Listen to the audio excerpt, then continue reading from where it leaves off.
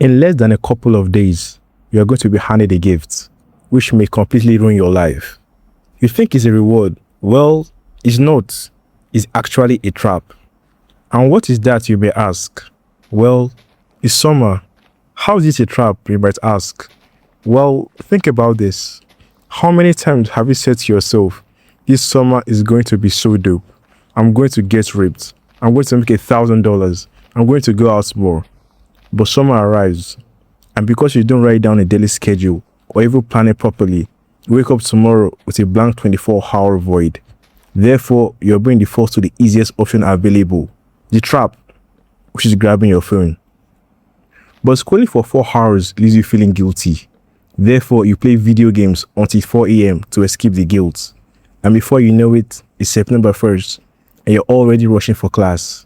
That feeling of September's regrets is paralyzing and honestly very demotivating. It hits you right in the gut, and you're going to let it happen to you again this year unless you change the way you look at the calendar. But let's take a minute and play a little game of honesty. Close your eyes and think about last summer. I hope your eyes are really closed. Now, do you remember that specific, heavy, dusty feeling in your bedroom? The pitch black room? The phone screen breathing blue light onto your face? And the sudden realization it's already 3 a.m. You don't need him to tell you that you blew it. You can still feel it. Now open your eyes. How did you feel at that moment? Happy or sad? Deep down, you knew this wasn't your full potential. You knew you had goals to be achieved.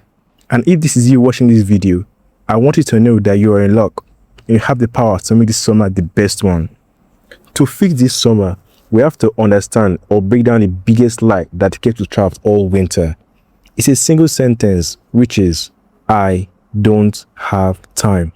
You keep lying to yourself subconsciously, saying, oh, I have lessons. I have to help out with chores. I'm too busy with so on and so on.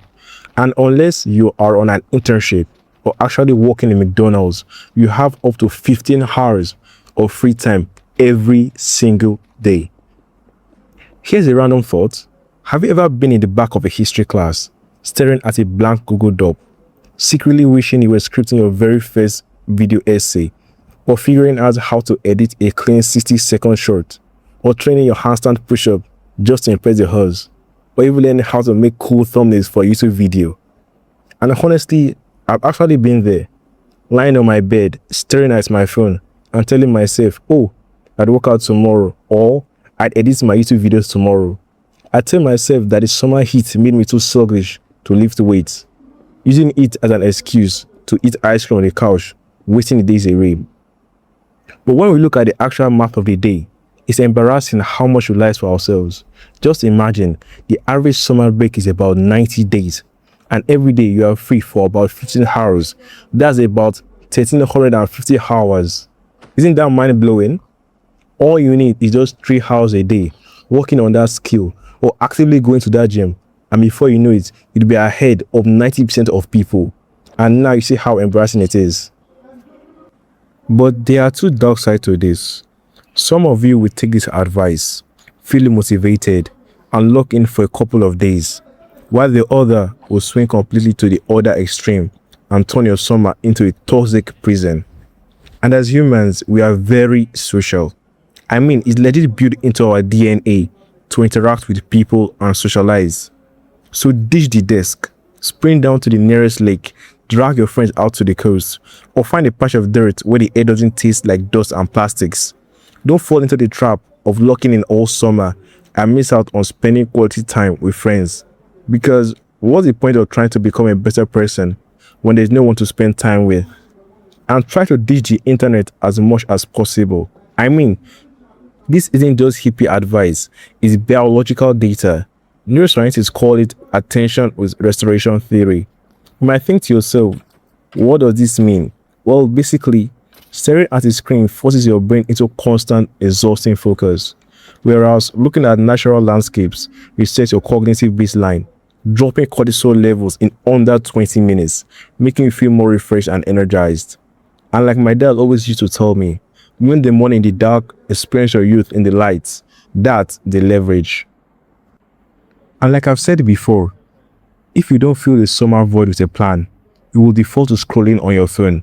watching other people live their best lives while you sit in the dark, thinking, why isn't that you?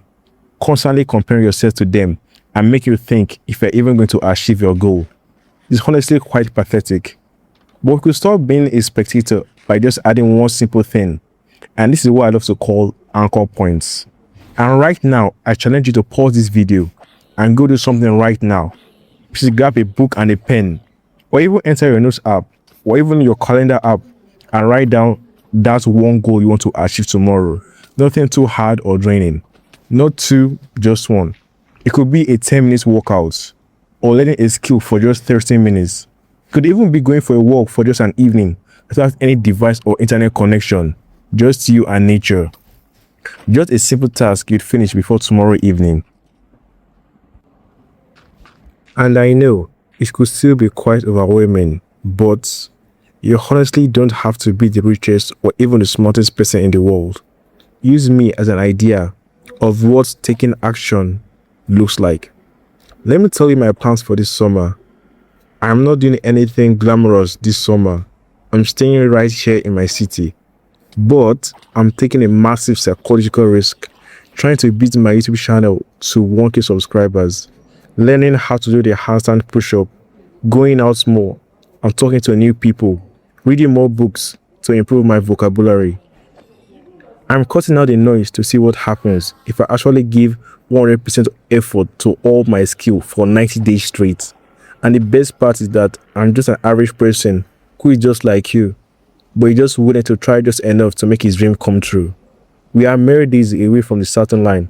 We're about to be handed a blank check of unlimited freedom. You can either cash it in for cheap dopamine and sleep until noon, or you can use it to build yourself.